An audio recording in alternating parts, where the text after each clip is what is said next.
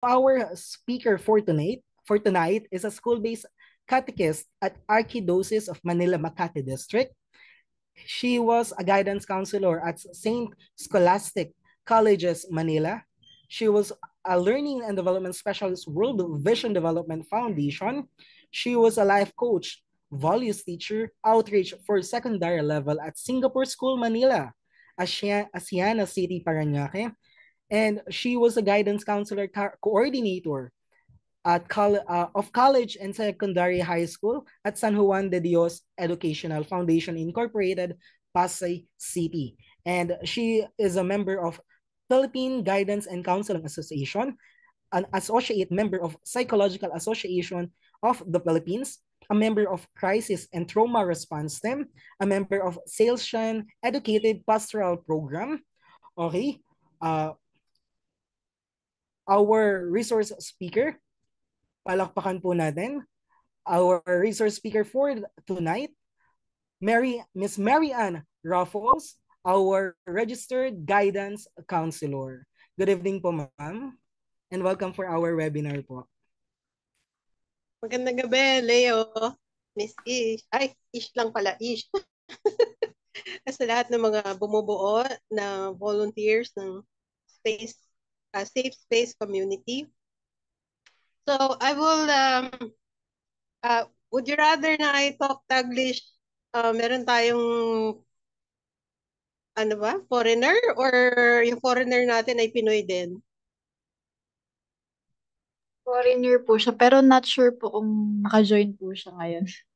Ah, sige, pakiabangan mo na lang kung naka-join siya. Kailangan tayo mag-Ingles. Kawawa naman no? But if tayo-tayo lang, eh mahalin natin ang sariling wika kahit na hindi August. Okay? All right. So, before you play the PowerPoint, kung meron kayong ballpen or you can put a note on your cell phones, gusto ko sana na ibigay sa inyo yung acronym ng anxiety. Sa letrang A, letrang N, letrang X, letrang I, letrang E, letrang T, at letrang Y. Okay? So, dadahan-dahanin ko bago natin buksan yung PowerPoint. So, ano ba yung anxiety? Okay. So, uh, sa letter A, alam niyo yung salitang aligaga? Sabihin niyo nga, aligaga. Oh, pag lalaki, aligago. Joke. Diba? Pag aligaga, ibig sabihin, you're not settled. Okay? You're not settled. Hindi ka mapalagay. Hindi ka kontento, hindi ka mapayapa. Yun yung aligaga. Ano? So, a person who has anxiety has a lot of those feelings na unsettled. No? Hindi sila komportable. Oh, so that's the letter A for anxiety. Kasi minsan tatanungin sa akin, Miss, meron kaya akong anxiety? So ang tanong ko, aligaga ka ba? Aligago ka ba? Joke. So, yun, no? You're thinking about so many things. Okay. Letrang N. English naman to. Nauseous. Okay? Nauseous yung para kang nasusuka, yung gano'n, yung parang nahihilo, na hindi mo maintindihan. Wala ka namang kinaing bulok, hindi ka naman nagdadalang tao, no? Wala ka namang naamoy na gas or something, pero parang ganun yung ulo mo magaang o mabigat or something, parang yun, nauseous, no? Pasusuka. Um, sa letter X, no? Sa A and X tayo sa word na anxiety. Yung X, 'di ba, yun na nilalagay natin pag may mali, pag namatay, na dead, 'di ba? X. So, anxiety kills joy. Yung kahit merong masaya o meron kang pwedeng katuwaan, pag meron kang anxiety, parang namamatay yung yung kasiyahan mo, yung kaligayahan mo, no? So yan ang isa sa mga nararanasan ng tao na mayroong anxiety. So since A and X, A is aligaga, N is nauseous, X is killjoy, gusto kong ibigay agad sa inyo yung apat na solusyon. Okay? So ang apat na solusyon ay nasa IETY. Okay? Ano yung IETY sa anxiety? Yung letrang I, investigate. So you have to investigate, bakit ako aligaga? Bakit ako hindi mapalagay? Bakit ako hindi kontento? Bakit ako natataranta, naaapura? Bakit ako nasusuka? Bakit parang hindi ko kaya maging masaya? So that's the letter I. You can investigate. You ask yourself, bakit kaya? Sa letrang E ng anxiety, eliminate, no? Eliminate. Tanggalin. Tanggalin mo yung mga bagay na nakakapagbigay sa iyo ng discontent, nagbibigay sa iyo ng pag-aalala. Okay? It's like when you're holding on to a lot of things, mahulog mo yun eh. Kasi ang dami mong hawak. So, pag nakita mo, na-investigate mo, naramdaman mo, ang dami mong bit-bit, no? Dun sa letter I, investigate. Pwede mo nang ma-eliminate. Parang, ay, hindi ko na muna ito bubuhatin. Hindi ko na muna ito ipipick up. Hindi ko na muna ito papansinin. Hindi ko na muna ito bibigyan ng importansya. Okay? So, yun. Ma-eliminate mo yung mga bagay na pwede mo munang ibaba. Kasi kung hindi, babagsak lahat eh. Mahirap. No? Then letter T, treasure. Ano yung iti-treasure? I-treasure mo yung mga bagay na talagang nakakapagbigay sa'yo ng kalma, nakakapagbigay sa'yo ng saya, nakakabigay sa'yo ng kapahingahan. I-treasure mo yung mga bagay na pag either naisip mo, narinig mo, ginawa mo, pinarticipatean mo, ay dumadating sa iyo yung kahinahunan, okay? Mahinahon, nagiging mahinahon ka. Hindi ka aligaga, hindi ka aligago. Joke. So, after you treasure, pwede ka nang pumunta sa letter Y. Okay? Letter Y, hindi tanong na Y na W-H-Y ha. Letter Y, which is yes to life. Makakapag-yes ka na sa buhay. Kasi kanina, may X, 'di ba, sa anxiety, it kills joy. Ngayon, pag nag-investigate ka, tiningnan mo yung sarili mo, eliminate mo yung mga nakakasagabal, nakakabara sa buhay mo, nakakabigat, nakaka-pull down, okay? Mati-treasure mo ngayon yung natitira na ano yung maganda, magaling, mahusay, yung nakakapagkalma sa'yo, nagbibigay sa'yo ng kapanatagan. Then, mabibigyan mo na ng yes ang buhay. Because life is always a yes. Okay? Yes. Yes. Kasi, pagka andun ka lagi sa no, hindi ka makaabante, di ba? So, yes. Okay. Now, let's go to the sharing of the PowerPoint, please.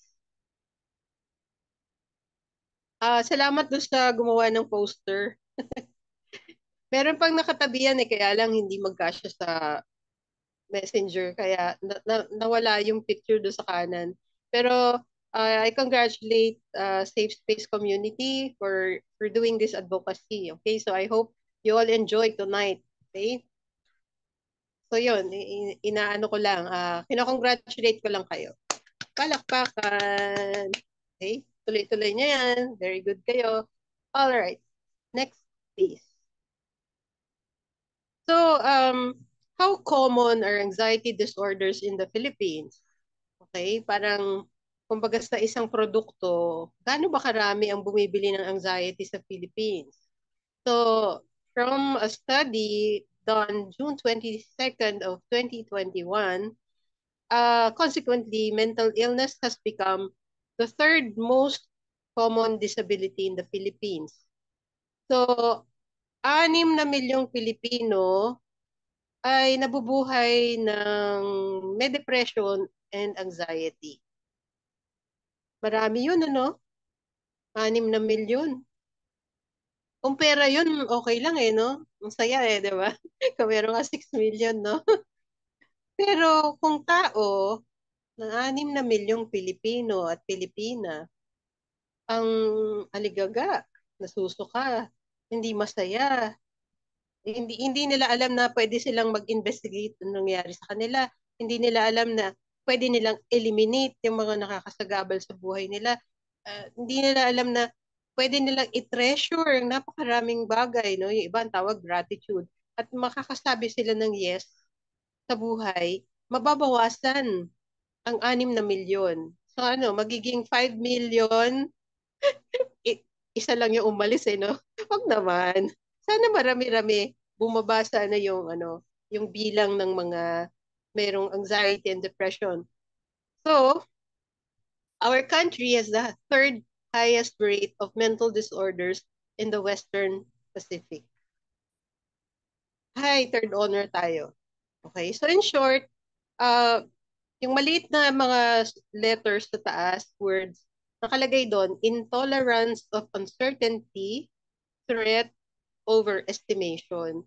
Ang ibig sabihin lang nun, karamihan sa mga Pilipino o malaking porsyento ng mga Pilipino ang hindi kayang humarap sa hindi sigurado.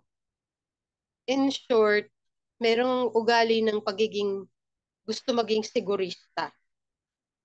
Kaya dahil gusto maging sigurista, nagkakaroon tuloy ng pagkakataon na makapuslit ang pagiging anxious.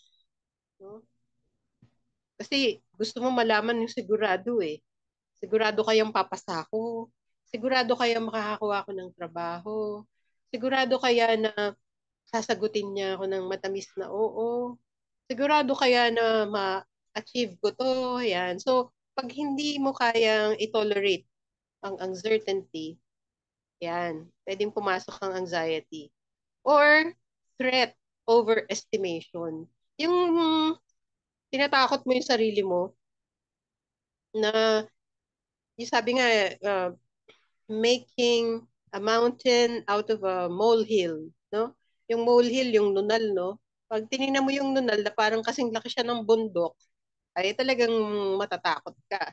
So may mga tao na parang favorite nilang takutin sarili nila. Na, ay, naku, pagka hindi ako pumasa, ganito. Uy, commercial. Paano raw i-change yung name? Tulungan nyo i-change para hindi siya magkaroon ng anxiety. Hanggat nandito tayo sa Zoom, pwedeng hanggang mamaya makakapagpalit ka ng name. O kaya i-chat mo. Okay? Ano, kasi mas mahalaga ka kaysa doon sa pag-change ng name. Ano? Okay. So there. Okay, next please. Ayan. Profile naman po, di. Ayan. O sige, mamaya ka na mag-change name. Pinapahintulutan kita na mag-change name mamaya pag nasa Q&A na tayo. Okay ba, Ish? At Leo? At mga tropa ng SSC. Alright. Okay, going back. Yan. So, what is anxiety? Yan ang sasagutin natin ano, sa napakaikling panahon. No, it's okay, Arlie. No problem. We're happy nga na you're telling us na kung ano yung nasa isip mo. Okay. So after this very short sharing that I'm going to do with all of you, masagot sana ito, no? What is anxiety? Is it normal or not normal? How to know if you or another person needs help? What can we do daily? How do we prevent anxiety? Okay? So ano ba yung anxiety? Normal ba yan? Hindi normal? Paano ko malalaman na ako or another person ay nangangailangan ng tulong kasi mayroong anxiety? Anong pwede kong gawin araw-araw? At paano natin maiiwasan na para hindi tayo magkaroon ng anxiety? So yan sana yung kapag-usapan natin. Okay, next please. Sige pa. Ayan, okay. So, ang good news ko para sa ating lahat, lahat tayo nakaka-experience ng anxiety. Yay! Normal tayong lahat. Okay? Pag may tao na walang na-experience ng anxiety, hindi yan tao. Naku, baka yan yung alien na hinahanap ng mga UFO raiders, no? Bakit? Bakit lahat ng tao nakaka-experience ng anxiety? Kasi, yung anxiety, nakaka-motivate para tayo maghanda at mag-ensayo. For example, may paparating na something na uncertain. So, dahil meron tayong na-experience na anxiety, naghahanda tayo. Yung baka, di ba? Yung mga ganun. Kung ganito mangyayari, baka ano, so ganito. Yan, meron ganun, ano? O kaya, yung anxiety, natutulungan tayo para mag-practice, di ba? Na kung sakali na magre-recite ka sa class o kung sakaling mag-hihingi ng report sa'yo, so ipapractice mo, ano kaya isasubmit ko? Yan, di ba? Paano ko kaya sasabihin, di ba? Kung mangliligaw ka o liniligawan ka, o paano mo sasagutin ng oo o sasagutin na ikaw, wag na. Ganun na. So, pa-practice mo. So, anxiety is a normal experience by everyone. And it helps us to prepare for something and to practice to face something. No? Yun. Kaya, wag naman nating awayin si anxiety, ha? Part yan ng pagiging normal. Kung ayaw mo maging normal, wag ka magkaroon ng anxiety, hala, ano ka ba? Baka hindi ka masyadong 100% tao. So, there. Anxiety is normal. Normal. Bakit? Kasi naghahanda tayo dahil meron tayong hindi sure, kaya naghahanda tayo. Or para maharap natin yung something na parating, mapapractice tayo. Next, please. Um, Sige, para mas, kunyari, traffic. Diba? Pag traffic, ikaw may pupuntahan, either may party or meron kang task or something, wala ka namang magawa sa traffic, di ba? Pero nagiging alisto ka, no? Alert na maglalakad na lang ba ako? Ilang kanto na lang. Yan, di ba? O kaya, dito na lang ako kasi mainit. Baka ako mahimatay pag naglakad ako. Or dito na lang ako kasi merong cute sa sasakyan. Mga ganun, no? So, it helps you, no, to consider things, di ba? Naging alisto ka. Nagkakaroon ka ng options. And then, pag meron ka ring common source ng anxiety, nagiging maingat ka na huwag kang mapasa ilalim ng aksidente. No? Kunyari, hindi mo alam kung yung pagkain doon sa karinderya ay malinis, so sabi mo, ay, ano kaya? Sige, sa bahay na lang ako kakain. Yung ganun, ano? So, although gusto mo sanang kumain, pero meron kang anxiety tungkol sa malinis kaya yun, o yung mga tira-tira, pinagsama-sama, whatever. Yun. So, nagawa kang cautious, no, para mag-ingat. That is what common source anxiety does to us. It gives us the opportunity to be alert and to be cautious para maiwasan natin ang mga sakuna. Okay? Next, please. Ngayon, ano yung anxiety disorder? O yan. Hindi na lang siya normal anxiety. Disorder na siya. O, parang kunyari, merong vending machine. Okay? Pagka vending machine, wala tayong problema. Pero pag nakalagay, vending machine out of order, kahit napakiusapan mo yung vending machine, walang ilalabas yun kasi nga, meron siyang out of order. So, yung anxiety, normal. It makes us alert. It makes us stay away from danger. It helps us to prepare. It helps us to yung somehow practice para makuha natin yung certain level of success, comfort, or whatever it is that we are uh, vying for. Pero pag disorder, ayan, eto na. Alamin natin. Pag disorder na yung anxiety na yan, intense fear. Sabihin, yung takot, sumusobra. Tapos, distress. Yung parang parang kang ma-emergency. Yung parang, na nga, nauseous ka, hindi ka na masaya, no? Yung parang wala ka na tuloy ibang maisip. Para kang nalulunod, no? Overwhelming. Na hindi ka na tuloy makagawa ng mga dapat mong gawin araw-araw. Kunyari, meron kang tao na hindi na nakausap ng maayos. Tapos, anxiety, meron ka parang, hala, paano pag nakita kami? Ano sasabihin ko? Okay lang yon, anxiety lang yon. Pero, oo, sobrang pagkabalisa. Pagka yung takot niya dun sa, hala, baka magkita kami. Ay, grabe. Ayoko na lumabas. O kaya magsusuot ako ng mask.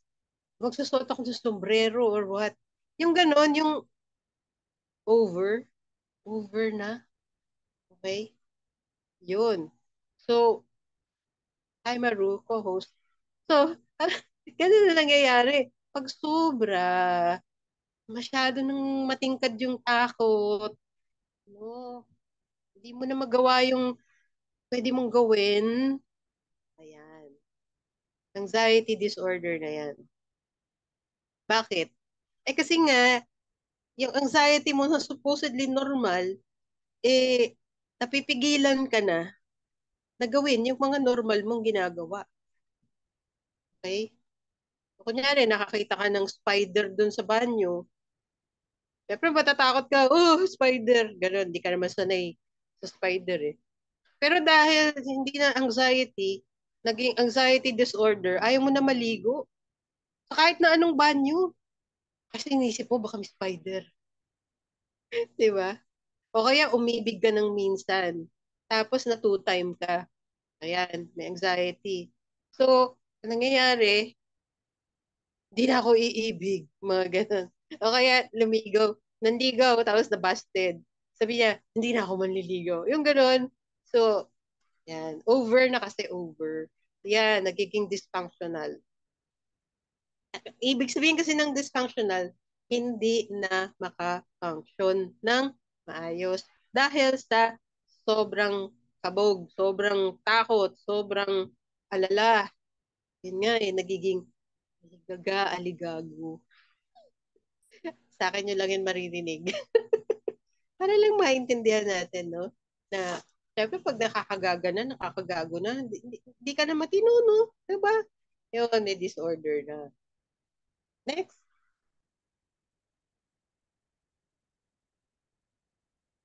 Ayan. Anxiety is an emotion characterized by feelings of tension, nervyos, worried thoughts, pag-aalala, and physical changes. Katulad nitong bulaklak na to, mapula pa naman siya. Kadiretso pa naman yung tangkay niya. Pero para siyang napapayuko, nararamdaman niya na may mabigat. Okay? So, ganun din ng isang tao, no? When a person is anxious, mapapansin mo na parang hindi siya humihinga. Nakalimutan niya huminga, no? Tapos, yung mukha niya parang nakafocus lang siya sa isang bagay na i-call mo pa yung attention niya, parang, uy, uy, ano ka ba? Ay, pasensya na, may inisip ako eh. Parang gano'n, no? Tapos, yung physical changes, yun nga, minsan, hindi na pala maayos yung pagtulog, hindi na pala kumain sa oras, ayaw na maligo, mga ganun, ano. So, yung katawan niya parang nangihina or masyado namang alisto, di ba? Parang, yan nga, nawawala sa normal, no? Either nababawasan ng lakas or sobra-sobra naman yung lakas. Nababawasan yung saya o sobra-sobra naman gustong magpakasaya, di ba? So, kasi tensyonado. Pwede naman tumawa lang pero tawa ng tawa ng tawa. O kaya nakakatawa na, hindi na matawa. Mga ganun. Ano. So, yun. Emotion siya eh. Nararamdaman siya sa katawan. Okay? Mamaya, meron tayong gagawin to dissipate, to take out, to uh, eliminate the feelings of tension sa thoughts at saka sa physical. Okay ha? Para you can be your own therapist. Yan. You can love yourself. Kasi yung therapy for me, it means care. Okay? So ano pa? Unawain natin ang gusto. Anxiety, ano ba siya? Future-oriented. Na yung parang hindi pa nangyayari, inaalala na. Okay? So, anxiety is considered a future-oriented, long-acting response. Sabihin, di pa, pero gusto mo nang sagupain, no? You want to conquer it na yung threat naman wala pa. Okay? Parang over-preparation. Ngayon, kung yung over-preparation mo or practice is going to give you a certain sense of being able to face up to whatever is coming, then that is anxiety that is very necessary and healthy, normal. Remember ha, yung anxiety, normal siya ha. Normal siya. Huwag lang lagyan ng kasunod na salita na anxiety disorder. Dahil yung disorder, hindi na maituloy yung buhay niya dahil doon sa kanyang pinagkakaabalahang hindi pa naman nangyayaring mga bagay. O yung may nagbanggit na overthinking. Okay? So, hindi pa nangyayari, okay lang. Pero kung dahil hindi pa nangyayari, takot na, alalang-alala na, hindi na makakilos, etc., disorder yon. Now, what is fear? How do you differentiate anxiety from fear? Ang fear naman, takot. Appropriate siya. Tama lang. Pero kasi, ang takot ay present-oriented. Yung nangyayari ngayon. Kunyari, uh, may papalit sa'yo na um, 1,000 pesos. Yung fear, yung, la, baka naman nung ipalit sa akin ay mga fake. Yan. So, specific yung takot. It's about something that is here and now. Okay? Uuwi ka, tapos biglang may transport strike. Ay, parang ano ba yun? 'Di ba? Makakauwi ba ako? Kasi specific siya doon sa paano makauwi. Appropriate lang yun, no? So, okay lang. Yung fear is present-oriented, short-lived, kasi pag nakauwi ka na, hindi ka natakot. Paano ka uuwi? Nakauwi ka na nga eh. Di ba? So, anxiety is future-oriented. Ang fear is present-oriented. Anyway, if you want more clarity later, you can ask me more about it. Next, please. So, paano ba tayo makakasulong sa buhay? Parang, paano ka makakaalis doon sa pagkakalugmok or yung parang hindi ka na makagalaw? Paano ka mag-move on? Siyempre, kung luma yung pag-iisip mo sa buhay, edi ganun pa rin ang magiging resulta. Same old thinking, same old results.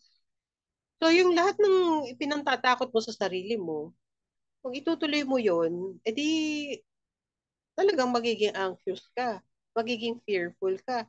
Kasi ganun pa rin eh. Ganun pa rin iniisip mo eh.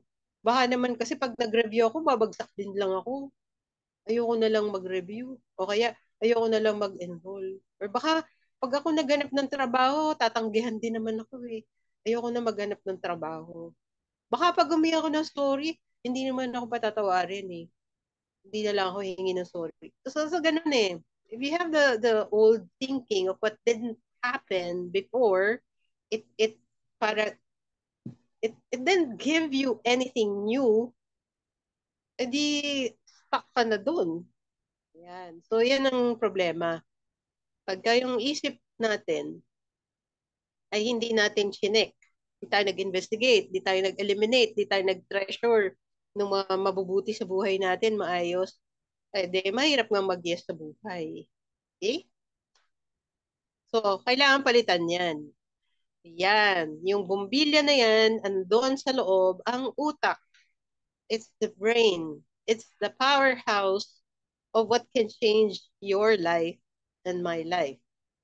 We have to think of new things, especially for the things that weren't working. Kaya nga siya hindi nag-work. Kasi may something na kailangan palitan. It's like, meron kang flashlight, sinindihan mo, hindi naman umilaw. Sinindihan mo, hindi umilaw. Pinasindihan mo sa iba, hindi umilaw. O, wag mo sisihin yung flashlight. Sabihin mo, may battery ba? O, yung battery ba bago luma? O, pundi na ba yung ilaw? So, if there's something wrong, if there's something that you think is not working well, if there's something that is making you feel anxious, either it's about the future or something that you fear about the present, all you have to do is to take some time to think. What is it really? Investigate. Okay? Anong meron sa akin? Okay? Next. So occasional anxiety is a normal part of life. Many people worry about things such as health. O, bakit ako inuubo? Ba't para akong sinisipon? Bakit meron akong parang allergy? Okay lang yun. No? Bakit masakit yung tiyan ko? Okay lang yun. Okay? Money. Hala, may pambayad ba ako sa ganito? Mabibili ko ba yung ganito? O family problems. Diba? Magkakasundo ba kami? Magagalit pa kaya sa ganun? Magkikita pa kaya? Etc. So, normal part of life na alalahanin mo kasi mahalaga eh. Mahalaga yung health. So, kailangan mag-alala tayo doon. Okay? Tapos, yung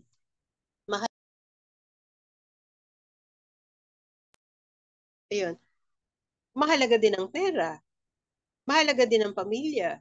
Nangyayari, pinagdadaanan ng pamilya. So, okay lang na mag-alala tayo. But anxiety disorder, again, the word disorder, involve more than temporary worry or fear. Hindi na siya makakilos. Parang buhay niya nagtumigil na. Meron na lang siyang akap-akap na pag-aalala at takot. At parang ayaw na siyang iwan nung takot niya at pag-aalala. Kaya hindi na siya makatrabaho, hindi na siya makapasok sa school, hindi na makakonsentrate, hindi na kaya mag-relate sa iba dahil nga naging disorder na sumobra yung pag-aalala at takot. Okay, next. Tapos na? Tapos na yata, no? Yan. Alright. Yeah. Yes.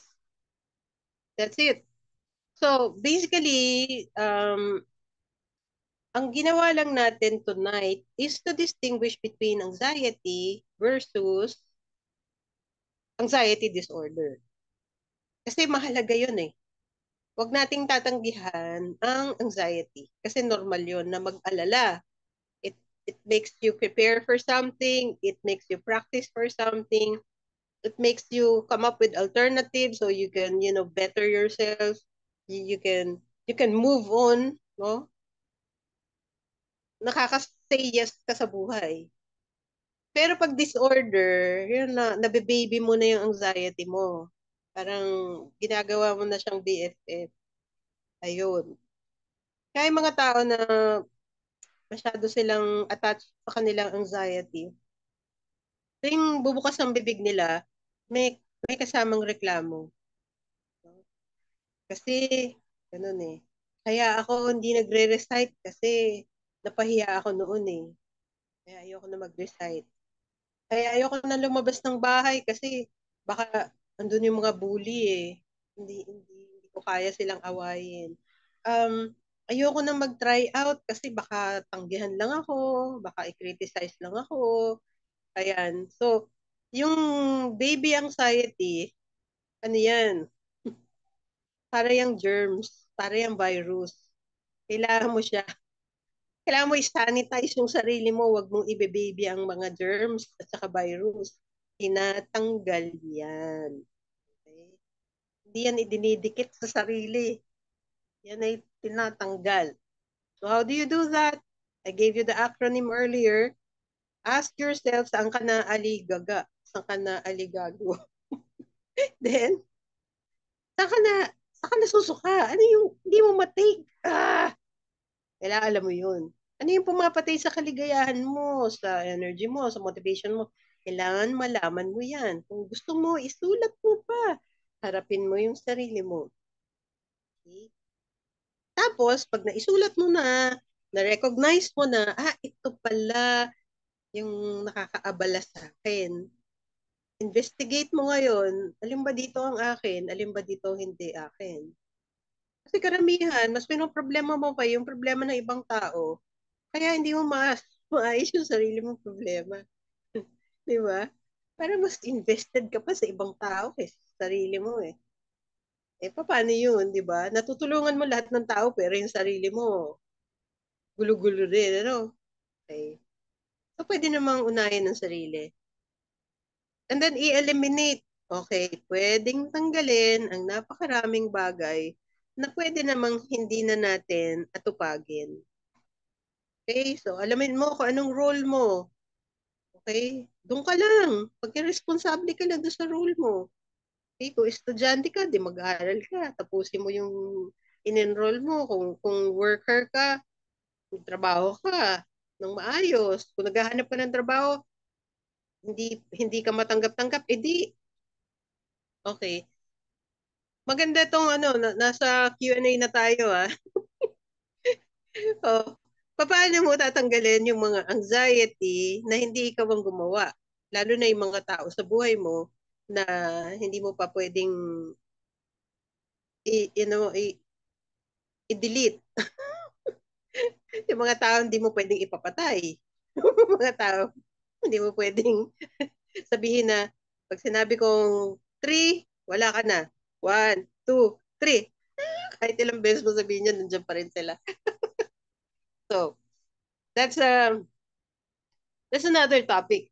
Okay? That's another topic. But the answer, the answer to that is, if a lion roars, let it roar.